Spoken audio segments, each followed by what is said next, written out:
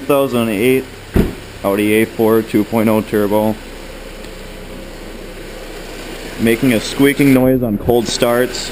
I'm videotaping with my GoPro because my other camera decided not to work, so hopefully you can see this. I can't really tell where it's pointing with the GoPro.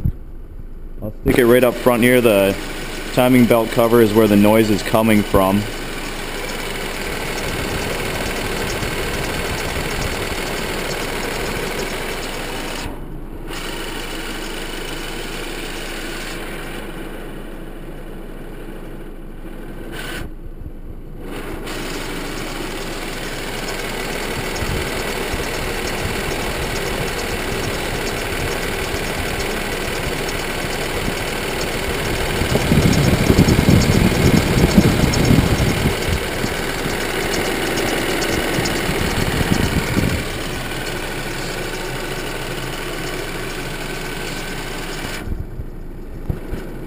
There's also, every now and then when I pop the hood, there's oil right down in these little bolt holes here.